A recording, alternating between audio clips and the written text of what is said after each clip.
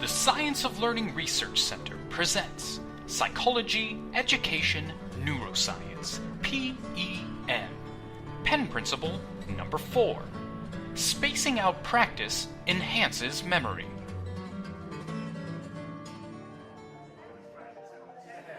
In a bid to drive up afternoon business, saloons in the 1800s used to offer free food.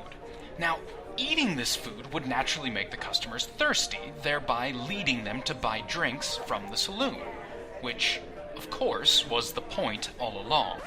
Because unknown to patrons, during afternoon hours, saloon owners would grossly inflate the price of drinks. In fact, most patrons ended up spending more money on drinks than they would have had they simply gone to the store to buy food. Luckily, people eventually caught on to this scam and the whole practice was made illegal. But it's from this episode in history that we derived the idiom, "There's no such thing as a free lunch." And that is no more true in any situation than it is in education. Over the last couple decades, innumerable products have been designed that claim to make learning instantaneous. But none of them work. Because the hard fact of education is this: if you want to learn something, you have to devote time and effort to it.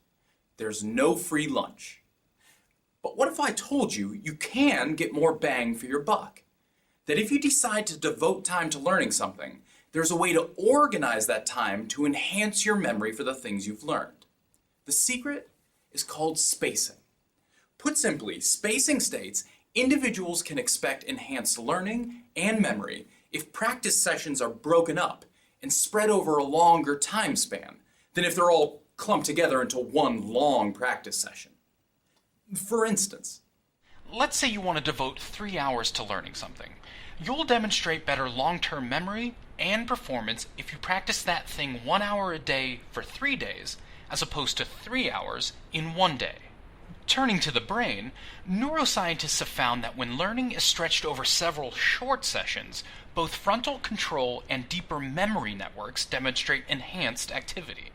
And in the classroom, the benefits of spacing have been demonstrated at nearly every level across nearly every subject, ranging from preschool students learning how to read, all the way up to medical students learning how to perform difficult surgeries. Classroom application. in short, if study or practice time is spaced over several distributed sessions, as opposed to crammed into one long session, you can expect enhanced learning, memory, and performance. So how can we use this in the classroom? One idea is to make students aware of the issues associated with cramming. Although the technique of cramming may work in the short term, it impairs long-term memory of the learned material and does nothing for the transfer of skills. Rather, students should aim for several short study sessions spread out in the days and weeks leading up to exams. And the same holds true for in-class review sessions. Rather than schedule one long review session at the end of a semester, teachers should aim to schedule several short review sessions spread throughout the semester.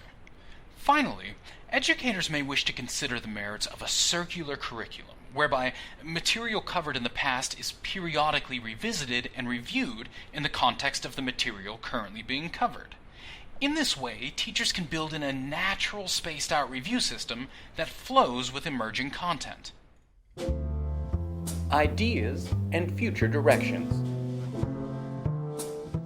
If we know that spacing out practice sessions can enhance memory, a natural question arises. Is there an ideal duration between practice sessions that can be used to enhance learning? And is it possible that this ideal duration can change over time, such that the more competent you are in a topic, the more time can be left between practice sessions while still maintaining that competency? Some important questions that can definitely influence the way we choose to design curriculum. On behalf of everyone here at the Science of Learning Research Center, thanks for watching.